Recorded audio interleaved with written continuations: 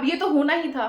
दोस्तों, prime minister Narendra Modi के ऊपर आचार संहिता के उल्लंघन का आरोप लगा है और यही नहीं, 700 से अधिक लोगों ने चुनाव आयोग को लेटर लिख करके ये कहा कि प्रधानमंत्री नरेंद्र मोदी ने जो 18 अप्रैल को दूरदर्शन से जो लोगों को संबोधित किया था, दूरदर्शन से लेकर के सांसद टीवी से लेकर के रेडियो पर भी उनके प्रसारण आए थे।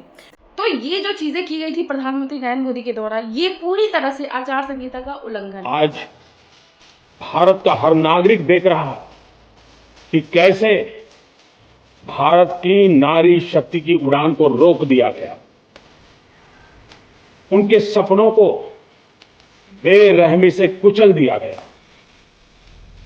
हमारे भरसक प्रयास के बावजूद हम सफल नहीं हो पाए।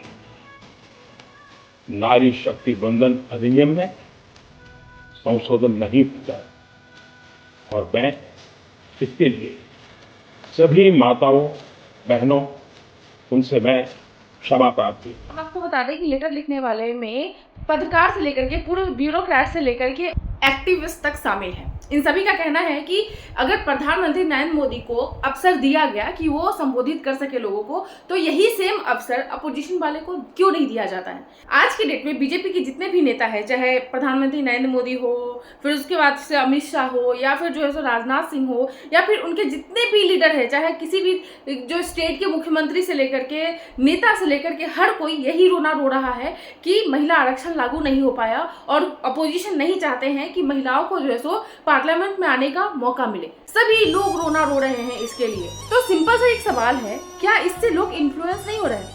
जी हाँ दोस्तों, इससे लोग इन्फ्लुएंस हो रहे हैं और इसका इफेक्ट भी देखने को मिलेगा। अभी जो 4 स्टेट में इलेक्शन हो रहा है, इसका इफेक्ट ये होगा कि लोग इस चीज को सच समझ लेंगे कि अपोजिशन उनके दुश्मन है। इसका रिजल्ट ये हो सकता है कि जो वोटिंग है वो इंडिया को मिल सकती है। तो आज के डेट में नरेंद्र मोदी से लेकर के बीजेपी के हर नेता सिर्फ यही रोना रो रहे हैं कि अपोजिशन आपको नहीं चाहते हैं पार्लियामेंट में ले जाना। अपोजिशन महिला आरक्षण के खिलाफ है ताकि वो लोगों का वोट जो है सो बटोर सके, इन्फ्लुएंस कर सके लोगों को, जो कि सरासर गलत है। अगर देश में आचार संहिता लागू हो जाती है तो इस तरह की हरकतें करना ये पनिशेबल होता है, ये कोई नहीं कर सकता है। लेकिन ताकि सरकार इन्हीं की है तो ये जैसे चाहे वैसे कर सकते हैं। हम ऑलरेडी जानते हैं कि चुनाव आयोग हमारे देश में किस तरह से काम कर रहा है। आचार संहिता लागू होने के बाद भी बिहार में हर महिलाओं के खाते में 10-10 हजार रुपए चले गए, वो भी चुनाव के 2-3 दिन पहले।